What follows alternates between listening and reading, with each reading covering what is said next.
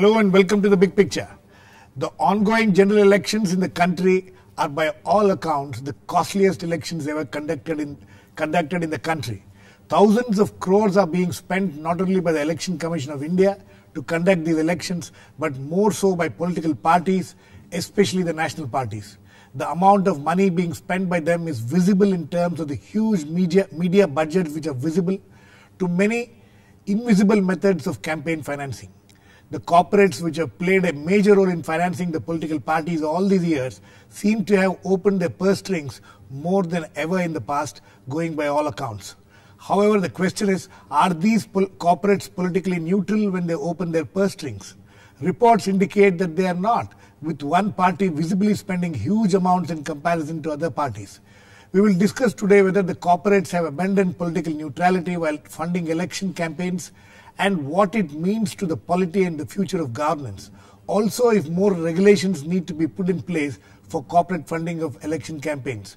To discuss this, I have with me Mohan Guruswamy, Economist and Visiting Fellow at the Observer Research Foundation, Paranjoy Guha Thakurta, Senior Journalist and Economic Analyst, Salman, Spokesperson Congress, and Vinod Sharma, Political Editor, Hindustan Times. Welcome to all of you. Mohan, I'd like to come to you first. Do you think that when corporates, when they decide to fund election campaigns, do they try to be neutral? Of course not. It's always for consideration. And you're buying property ahead. So, as soon as the government comes into place, all these guys will arrive there with their wish list and their demands, and they will get it. This is how the system functions.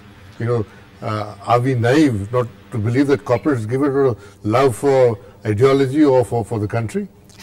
So there's neither ideology nor love for the country. Salman, there have been reports today that your party is facing a huge funds crunch.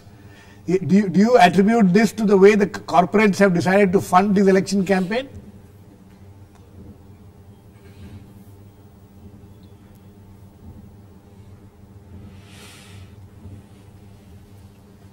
Salman, can you hear me?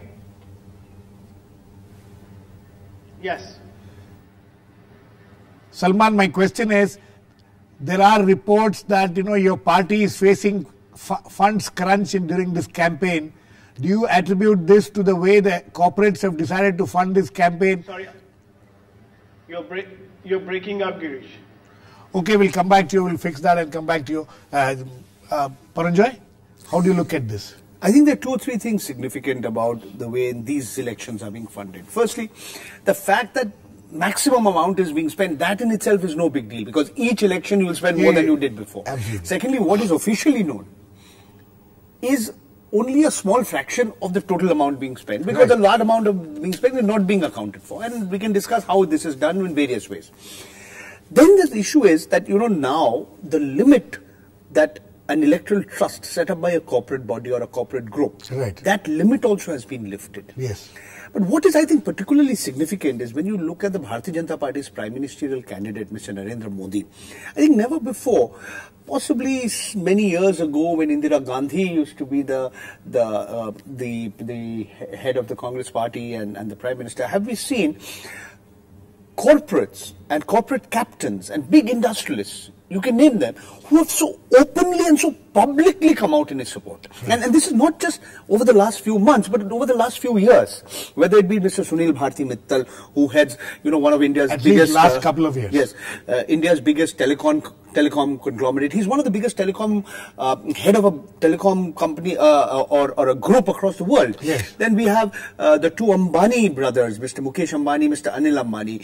We have Mr. Ratan Tata. At different points of time, these individuals have said in so many words that he's like he should be the CEO of India. I think never before have we seen the Indian corporate sector so openly plugging for one particular person, in this case Mr. Modi, who's the prime ministerial candidate of the Bharatiya Janata Party. I think that makes this particular election different from past elections. Well, Mohan, you don't seem to agree? I think, it doesn't matter if corporates support a person, but it's the kind of money they're moving in to one party, and to clandestine means, through official means.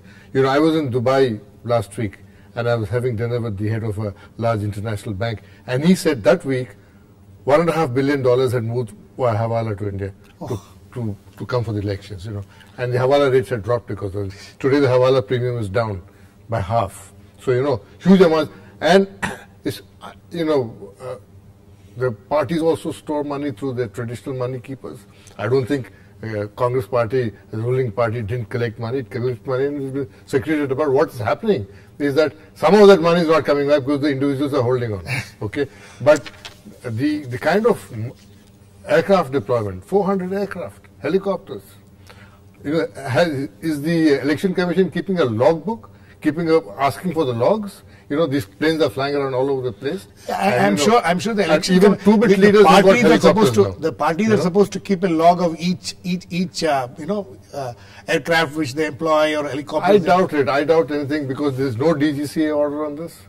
DGCA is, the logbooks of these companies have to be maintained by somebody. The company maintains a logbook. It will show executives flying all over the place. But I think the open participation, we've never seen like this before. Salman, can you hear me now? Yes. Okay, Salman, there are reports that the Congress party is facing a cash crunch in this election campaign. What do you attribute this for? Or is there any cash crunch at all?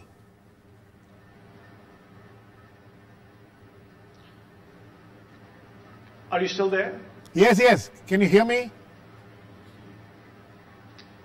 Yeah.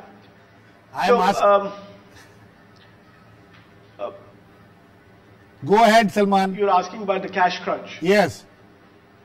Okay, I'm not really aware of any cash crunch. If there is any, I wouldn't really know. But there is no doubt that in this particular election, there's a lot of money being spent. I think people can see for themselves whether it is the organization of huge rallies for which I think you and I and everybody else knows that people have to be paid to come to these rallies, or whether it by all political parties, big events, but some more than others. I think. Come on, Girish. We know which parties spending a lot of money right now. You can look at the advertisements in newspapers, radio, television. It's a full court press, so to speak, in basketball terms. So there is a lot of money being spent, and we are doing what we can. We have our own ways of reaching to the public. Not all of it has to be done through spending a lot of money. But yeah, money is definitely a big factor in this election. Vinod? I think more than I've seen or observed in the past. Okay, Vinod, how this when political parties accept this kind of money, and now many big corporates have started this trust which Mohan was talking about. There are some figures about how much these trusts have given to various political parties between 2004-05 and to 2011-12. Congress received the most, 2,338 crores was their income. BJP was 1,303 crores.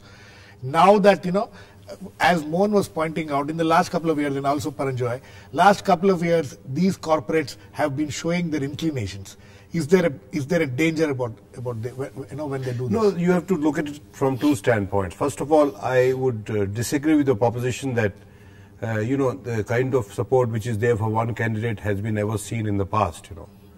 Such upfront support by the corporate sector, if at all if there was any, it was in the 60s for the Swatantrata party, not for any other party.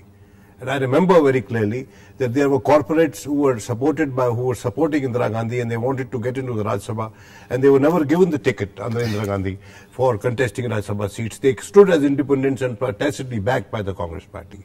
Those were different days, Girish. To be exceedingly close to a corporate house was a minus politically. Right. But today, we are living in a different world, where if you are backed by the corporates, and the corporates are really exploiting the very fractured polity of this country. There hasn't been a single party rule in this country for a long, long time, and situation has come to such a pass that the Home Minister doesn't get the kind of the only person who is respected on the government side is the Finance Minister. Right. Frankly, in a divided polity. because the finance minister holds the pen which can change their destinies. So the whole equation between the corporate sector and the government has altered. The corporate sector has become bolder, and now you see the kind of money they are spending. You know, one reason for that is that there is no ceiling on the expenditure by parties, political parties, under the RP Act. Absolutely. No, I think the time has come when a ceiling is imposed, because you see not just on the candidates but also political parties. You see, for instance, it's a huge stage. If there is a lot of money has been spent on acoustics, on making the stage, on collecting the crowds, and if that candidate is sharing the stage with the main speaker, it gets added to his account. Right. You know, so it is not happening. You know, they are just you see, Modi is going around and making speeches. We have been talking this for a long, long time. They are obfuscating the funds that they are getting under the slogan, one vote, one note, you know, and they have 20 other means to obfuscate the stream of money which is coming into the coffers of the Congress. Vinod, is it just one party which is doing this, or all parties do it? You see, the stark is very, very clear. You see, left parties have been making this point.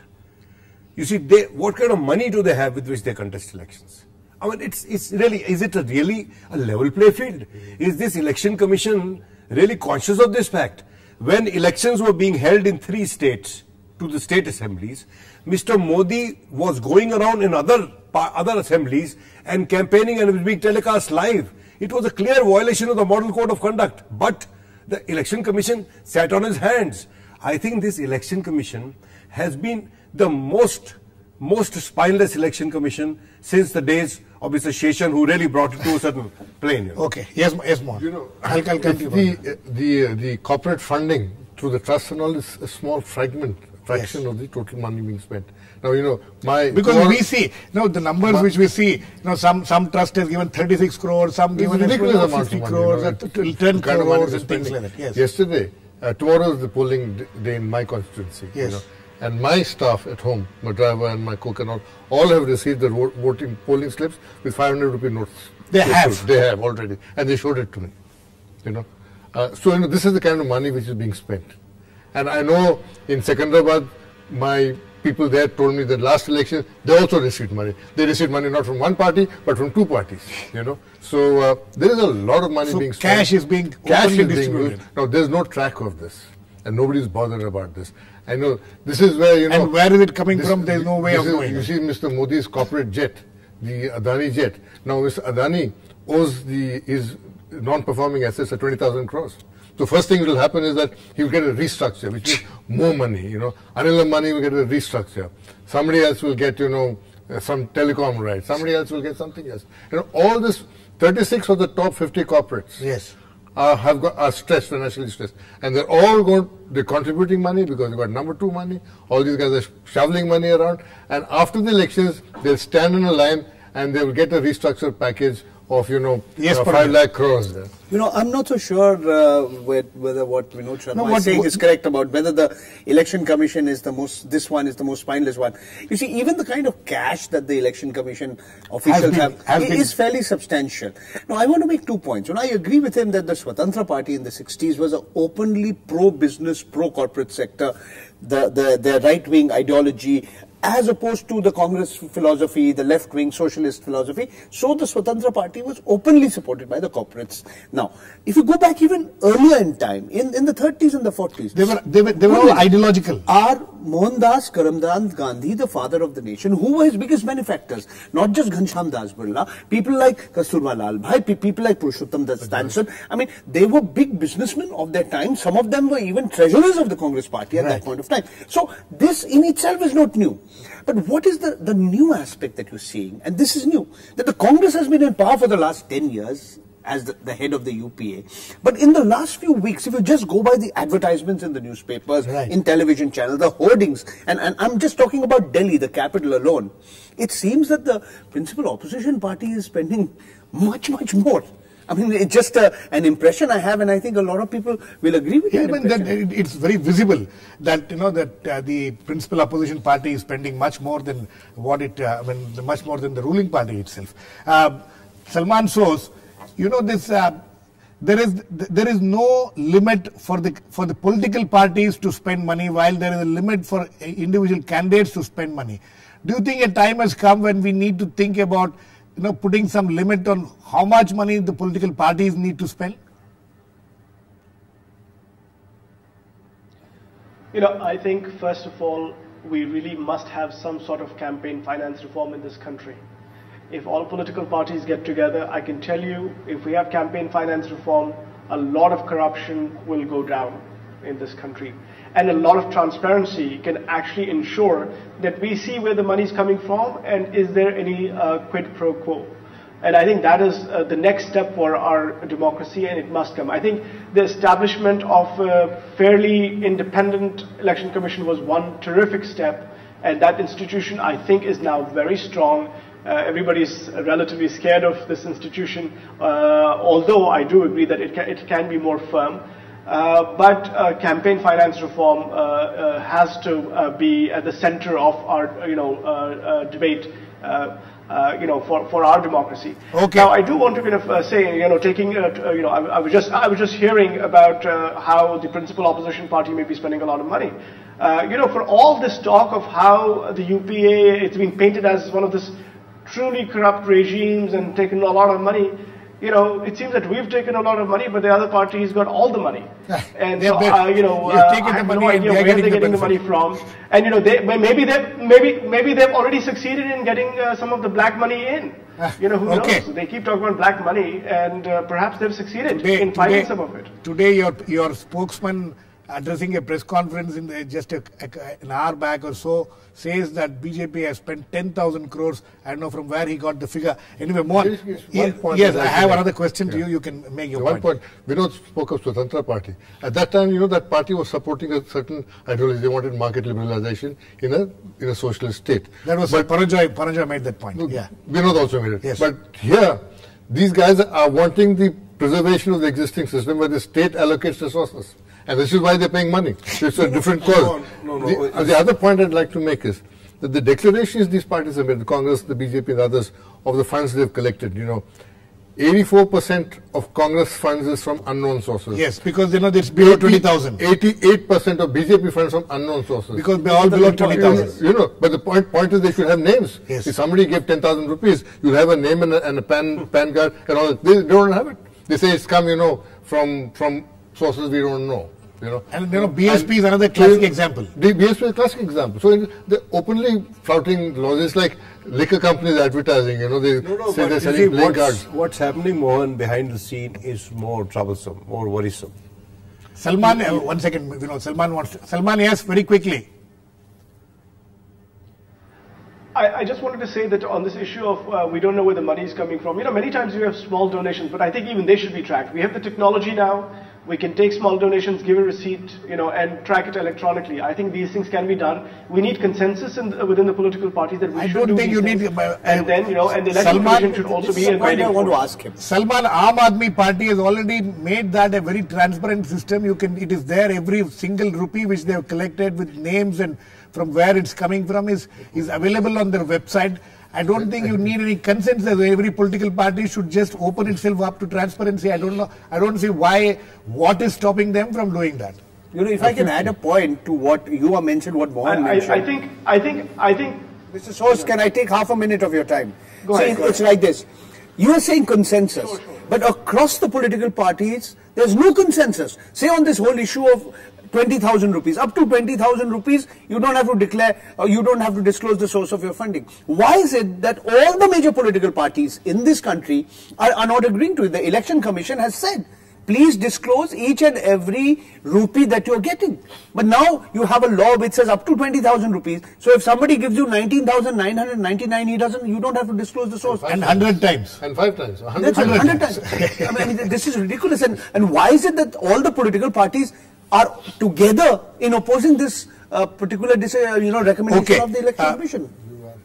I don't think Salman Source can answer this question. He will have to, even big leaders in his party are not willing to answer this question. Mohan, I want to come to you. I want all three of you to know. It's very interesting. Corporates are doling out this money. Even what I'm talking is legally, through checks or whatever it is, and whatever amount. Do they take the permission of their shareholders when they give this kind of money? No. Huh? No, the official part is declared in the annual report.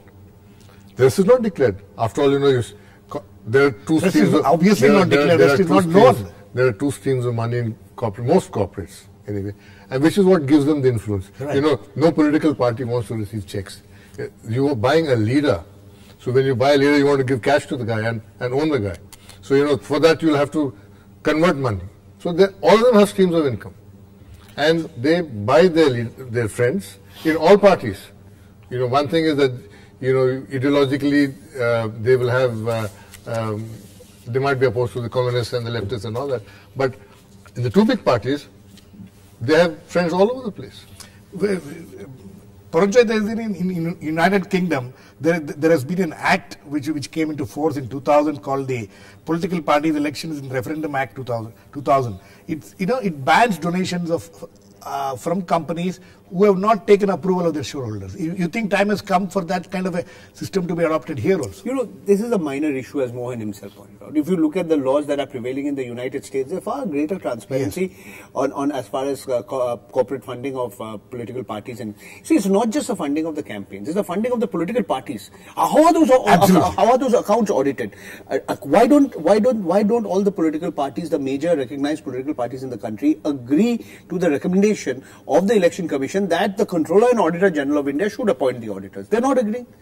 So this is across the political class. They don't want to stop this whole this corrupt system of funding. You see, Vinod, we are discussing something which has been often discussed. But one thing which is not being discussed at that openly today is that the role the corporates play behind the scenes to bring parties together in support of their candidate. Right.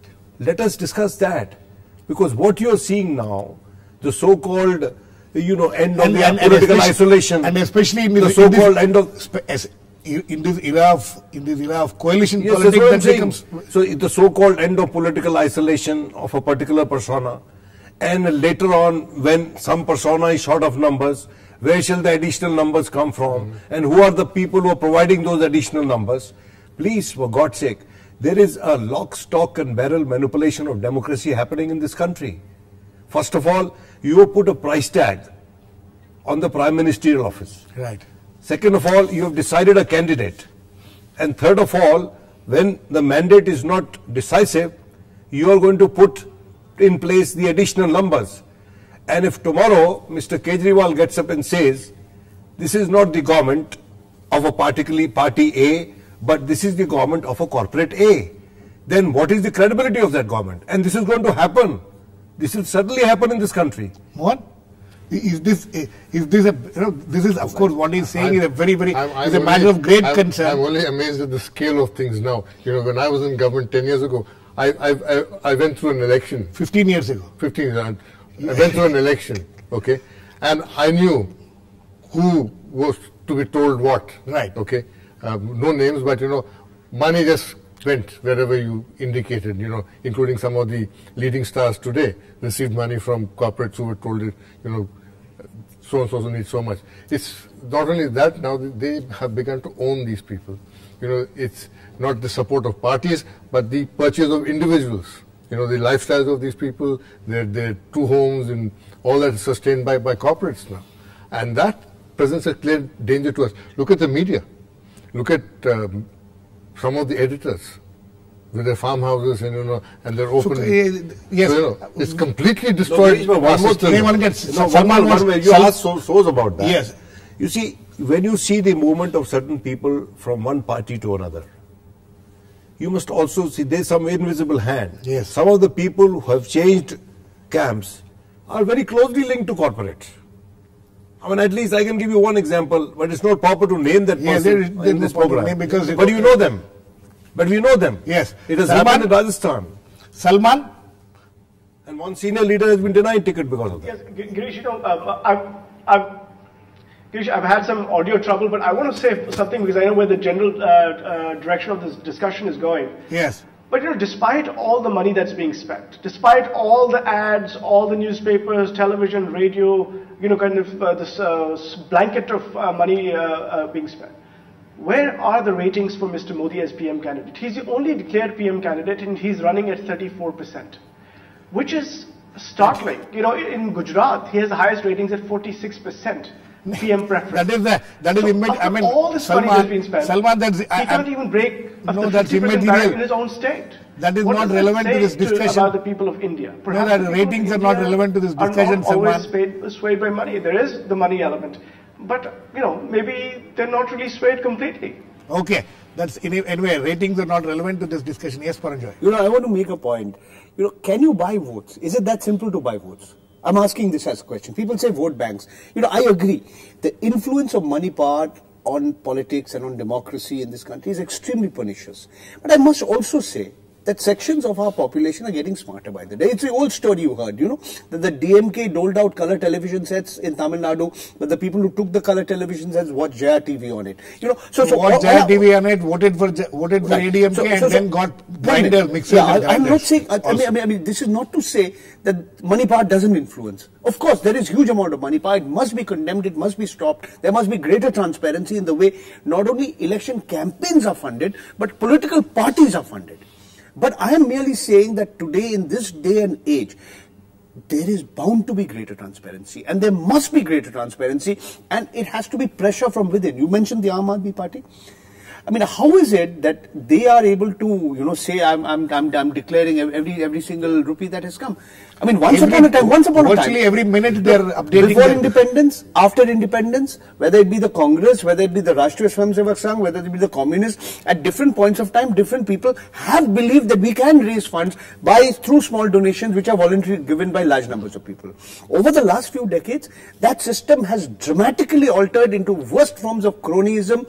The worst kind of, you know, criminals and corrupt businessmen are funding these political, as Mohan says, buying up people. But now we are also seeing a backlash against that. Absolutely. In the last 15 years, Girish, what's happened is the total amount of public sector bank advances has gone up from 3 trillion rupees to 45 trillion rupees.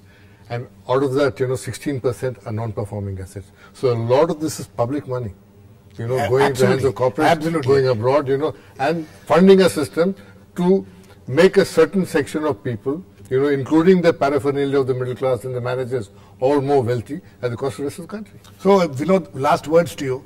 So, this concern that the corporates have abandoned their political neutrality is a real concern?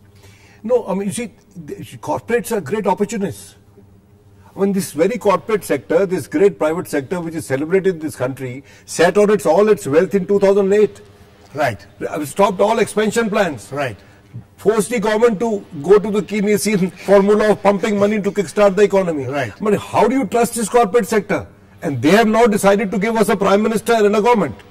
Absolutely. I mean, it's, you know, it is the biggest mockery of democracy. This is a country made up of 120 crore people, and about 80 crore are going to vote.